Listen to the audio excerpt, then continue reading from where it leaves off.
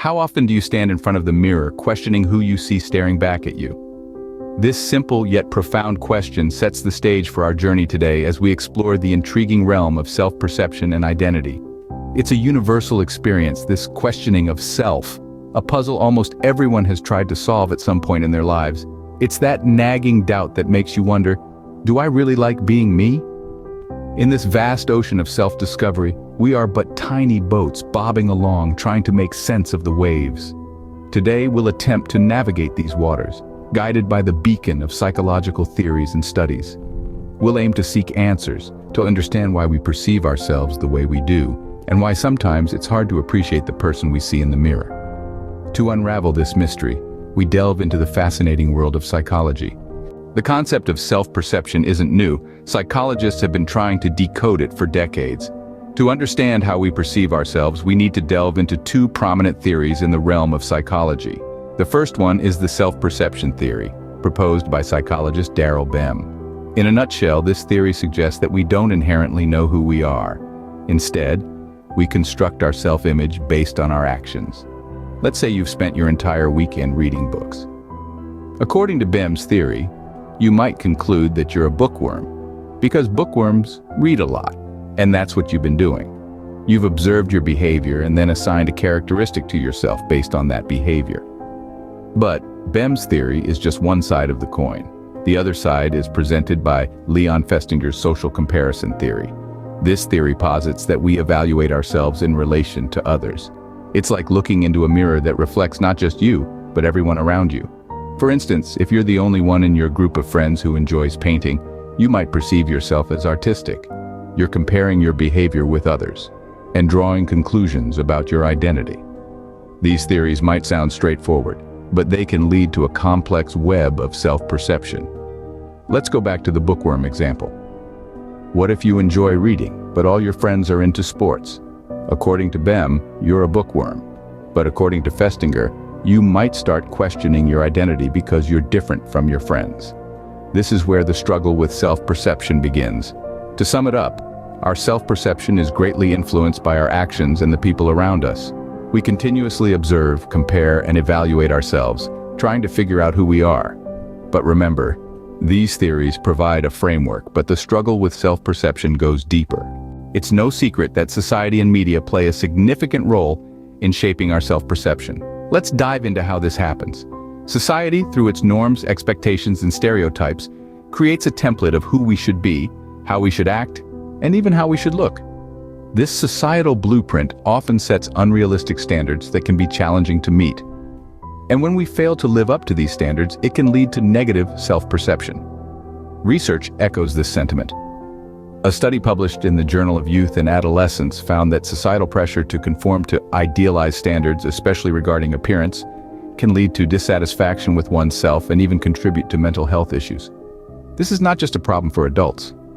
Our young people are also affected, with many feeling the pressure to fit into a mold that society has created. But it's not just society that's shaping our self-perception. The media, especially social media, plays a significant role. On platforms like Instagram, Facebook, and Snapchat, we're constantly bombarded with images of people seemingly leading perfect lives. These platforms often become a breeding ground for comparison, and when our lives don't measure up to what we see on our screens, it can lead to feelings of inadequacy. In fact, a study published in the American Journal of Epidemiology found that increased usage of social media is linked to higher levels of perceived social isolation. This feeling of being isolated can stem from the constant comparison that social media encourages. It's a cycle that's hard to break, but it's not all doom and gloom. Recognizing these influences and their impact on our self-perception is the first step towards change.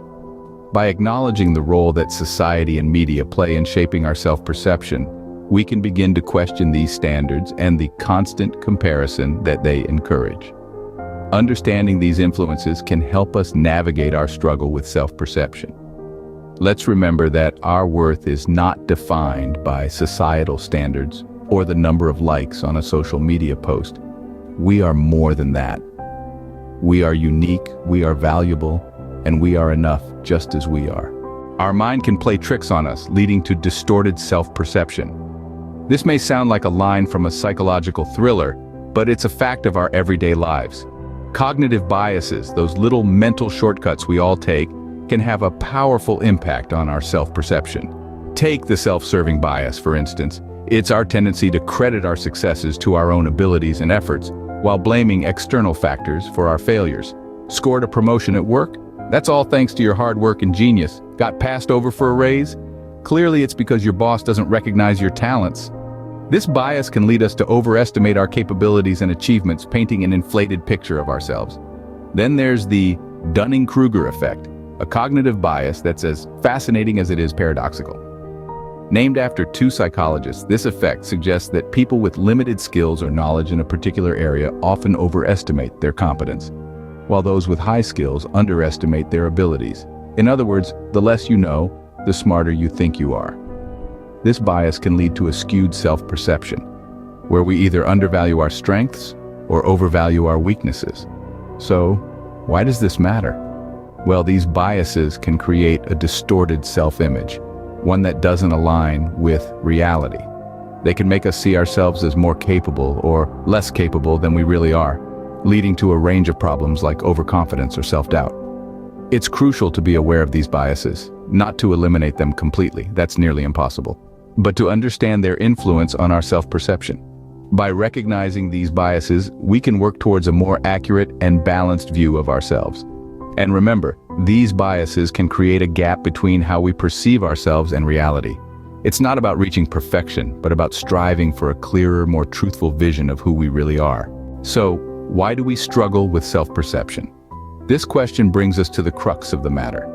We've delved into the intricate dance of self-perception, from the theories that guide our understanding to the societal and media impacts that shape our views, and the cognitive biases that often distort our self-image. Our behavior, the societal influences we're exposed to, and the cognitive biases we hold, all weave together in a complex tapestry that forms our self-perception. It's like a puzzle with a million pieces, each one affecting how we see ourselves. And sometimes these pieces don't fit together neatly. They clash and contradict, creating a distorted image that we struggle to reconcile with. But here's the thing. This struggle isn't necessarily a bad thing. It's part of the journey of self-discovery, a testament to our ongoing growth and evolution. Understanding this struggle is the first step towards a healthier self-perception. The journey to self-discovery is not a straight path, but a winding road. It's a road that invites us to explore the intricate landscapes of our minds, our hearts, and our souls. It's a journey that doesn't require a map or a compass, but rather calls for self-compassion and patience. Self-compassion means treating ourselves with kindness and understanding when we falter. It's about acknowledging our imperfections, not as flaws, but as unique facets of who we are. Patience, on the other hand, reminds us that growth and change take time. This journey of self-discovery is not about reaching a destination. It's about the experiences we encounter along the way, the lessons we learn, and the person we become in the process. It's about unraveling the layers of our identity and finding comfort in our own skin. So, embrace this journey. Be patient with yourself. Be kind to yourself.